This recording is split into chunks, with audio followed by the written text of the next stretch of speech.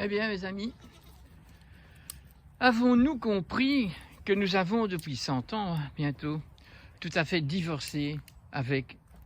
la loi naturelle, avec la nature? Nous avons oublié que les animaux et les plantes sont innocentes dans tout ce qui se passe et que les virus également, les bactéries également sont des innocents. Ils n'ont pas de décision à prendre. Ils sont là pour répondre à un appel de la nature. Ils répondent et ils activent leur activité selon leur code génétique. Et ce n'est que si l'homme, l'humanité, les empêche d'avoir autour d'eux une épigénétique correspondante à leur génétique, qu'ils deviennent malades et qu'ils ne peuvent pas s'épanouir. Une première réalité, c'est que les animaux vivent selon leur race, leur sorte, selon des règles de leur sorte. Par exemple, ici, les chèvres sont des nomades qui mangent les feuilles des arbres, qui se mettent même debout et qui se trouvent malheureux de devoir manger de l'herbe comme la vache. À ce moment-là, qu'est-ce qu'ils font? Eh bien, ils se mettent à genoux devant pour bien nous montrer que ce n'est pas ça l'idéal. Alors, donc, nos chiens sont sauvages, quand ils ne sont pas encore domestiqués, qui ne sont pas apprivoisés, eh bien, ils vivent dans leur meute selon une loi hiérarchique très organisée. D'ailleurs, c'est tellement bien organisé, l'hiérarchie est tellement bien connue que nous en avons fait un exemple. Rudyard Kipling qui nous parle de la meute, de l'organisation de la meute, et Baden-Powell qui a appuyé ça pour donner comme éveil d'éducation pour les jeunes. Donc, toutes ces choses sont des leçons que la nature nous a données tout à un moment donné. Et à un moment donné, nous avons décidé, zut, pas question de suivre les modèles de la nature. Nous allons donc démolir le tableau de Mendeleïev, nous allons casser les atomes,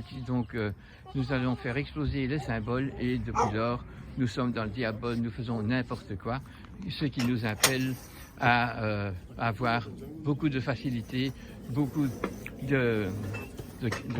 d'énergie débordante, sans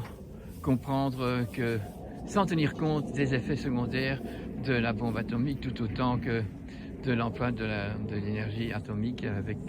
les déficits de santé que ça va provoquer et qui sont indélébiles depuis bien longtemps. Changement de place du vieux bélier, voilà. Ok. C'est donc bien vrai que au moment où nous avons eu cette guerre mondiale 40-45, que nous avons vraiment démontré à la planète et à tous les habitants que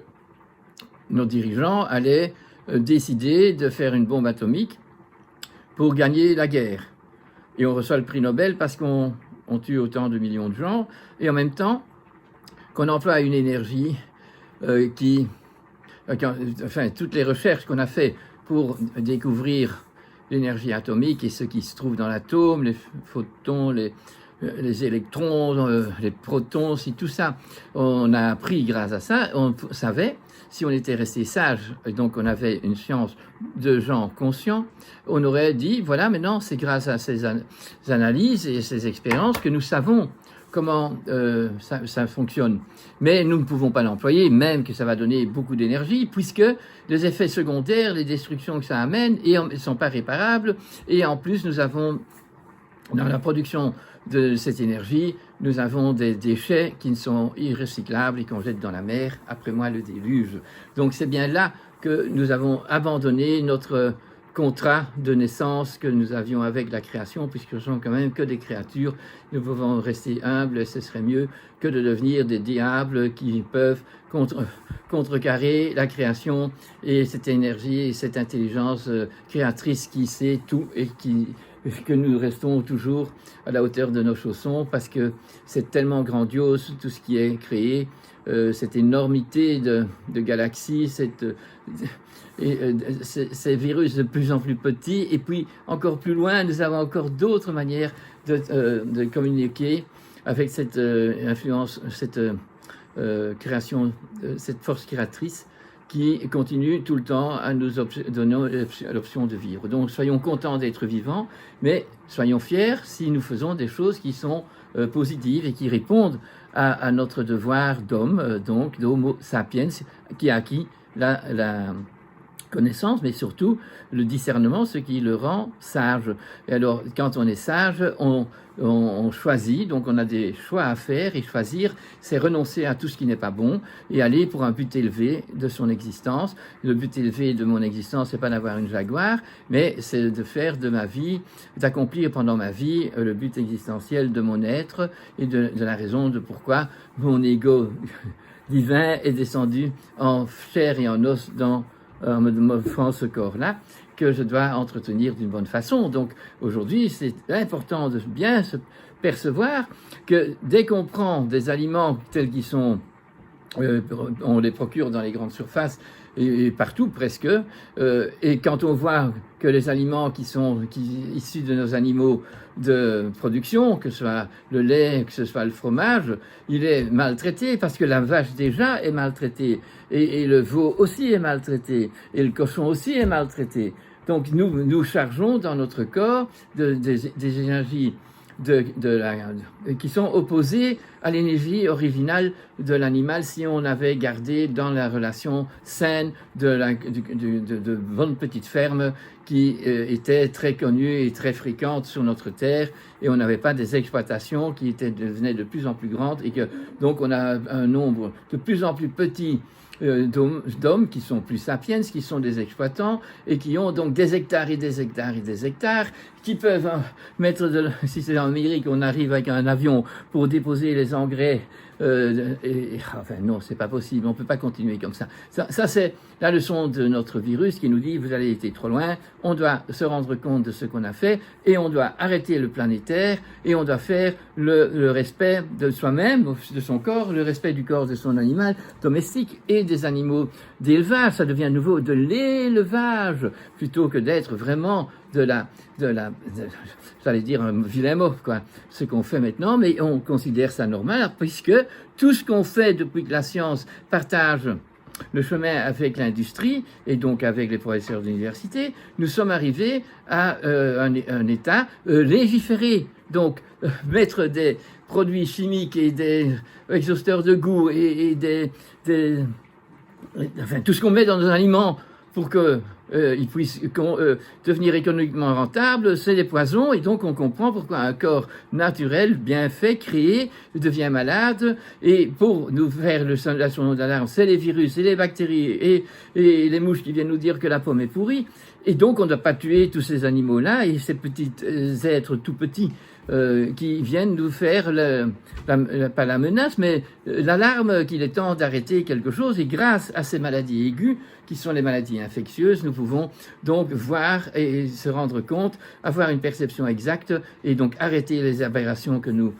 provoquons, et les maladies que nous avons d'une façon aiguë sont donc délivrantes si on les comprend et si on suit l'information qu'elles donnent à notre corps, si on ne contrarie pas la fièvre, si on ne contrarie pas les effets biologiques, organiques de la fonction immunitaire des corps animaux et humains. Donc ça c'est le principe 1. Alors quand on ne sait plus faire ces maladies aiguës parce qu'on est vacciné, parce qu'on a fait tout plein de choses qu'il ne fallait pas, eh bien on est devenu tellement abruti par l'habitude de toutes les fautes que nous faisons que nous n'avons plus les symptômes de home cleaning, les symptômes de nettoyage qui nous font faire la diarrhée dès qu'on a mangé quelque chose de mauvais ou qui nous fait transpirer, ou enfin tout ce qui est des pellicules dans les cheveux, tout ça n'existe plus. Donc on intériorise la maladie et on va faire des maladies chroniques quand elles se déclarent. Les moins mauvais, ce sera l'arthrose, c'est la cirrhose, enfin tous les oses, hein, vous avez déjà entendu tout ça. Mais déjà, alors en traitant tout ça de plus en plus fort avec des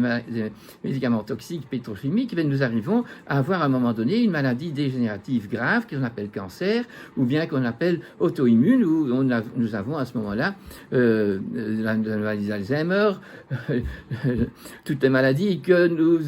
démence et tout ça, au lieu de mourir bien heureux quand le moment est venu, parce qu'on assume la vérité que si on est vivant, ben on va mourir un jour, et si on a accompli quelque chose de bien, eh bien on part en paix, et on a autour de nous la famille ou les voisins ou les amis qui sont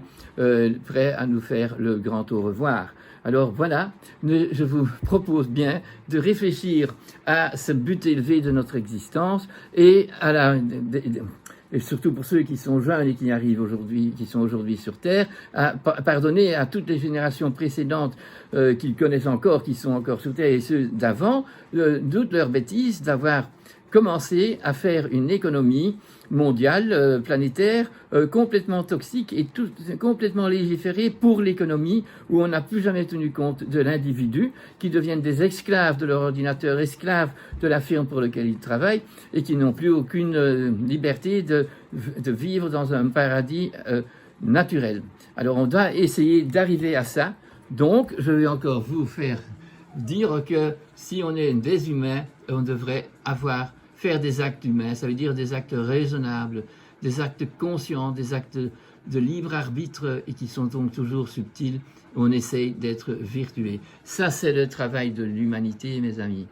Tandis que si on fait ce que fait l'animal, mais lui, il obéit par instinct, donc son acte est spontané, il est utile, il est juste, il est réglé, affectif, tant que l'homme n'a pas déréglé l'environnement de l'animal.